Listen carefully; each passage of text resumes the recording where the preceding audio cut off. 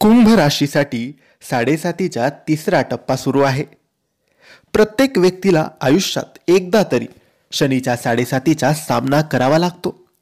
शनीच्या साडेसातीचे नाव ऐकून लोक घाबरतात, पण असे नाही की शनी आपल्या महादशेत नेहमी अशुभच फल देतात. जेव्हा शनी एका राशीतून दुसऱ्या राशीत प्रवेश करतात तेव्हा त्याचा एकाच वेळी अनेक राशींवर परिणाम होतो.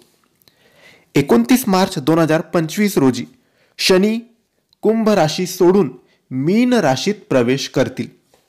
शनी मीन राशीत गेल्याने कुंभ राशीतील शनीच्या साडेसातीचा तिसरा टप्पा, तिसरे चरण सुरू होईल. तर जाणून घ्या कुंभ राशीच्या लोकांच्या शनीच्या साडेसातीच्या तिसऱ्या चरणात, तिसऱ्या टप्प्यात काय त्यांना फळ मिळतील. मित्रांनो, कुंभ राशीवर शनीच्या साडेसातीचा प्रभाव. मित्रांनो, जर तुम्ही आर्थिक परिस्थितीबद्दल जाणून तुम्हाला घ्यायचे असेल तर कुंभ राशीच्या लोकांनी तिसऱ्या म्हणजे साडेसातीच्या शेवटच्या टप्प्यात सावधगिरी बाळगली पाहिजे. या काळात चुकीच्या पद्धतीने कमावलेल्या पैशाचे नुकसान होईल. प्रवासात अडचण येऊ शकते. वाहन वापरताना काळजी घ्यावी. आरोग्याच्या बाबतीत चढ उतार येतील. मानसिक स्थिती अस्वस्थ राहील. भावनिक होऊन कोणताही निर्णय घेणे टाळा. वादापासून अंतर ठेवा, अन्यथा अडचणी तुमच्या वाढू शकतात.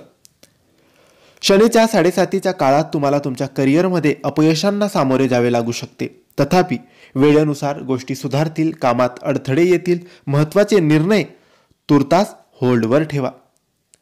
मित्रांनो, शनीच्या साडेसातीच्या शेवटच्या चरणाचा कुंभ राशीच्या प्रेमी जीवनावर परिणाम होईल.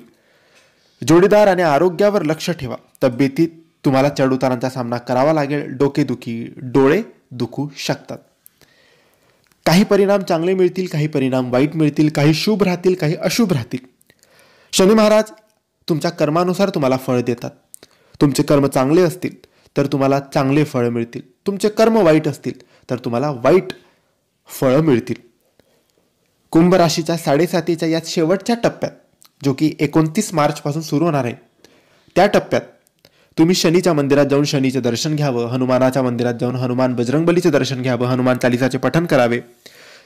गरिबांना, वंचित लोकांना मदत करावी. याने तुमच्या शनीच्या साडेसातीमध्ये तुम्हाला फायदा मिळेल. तर मित्रांनो, तुम्हाला माहिती आवडली असेल तर लाईक आणि शेअर करा. काही प्रश्न असेल तर कमेंट्सद्वारे विचारा आणि आमच्या चॅनलला सबस्क्राईब करायला विसरू नका. धन्यवाद. श्री स्वामी समर्थ.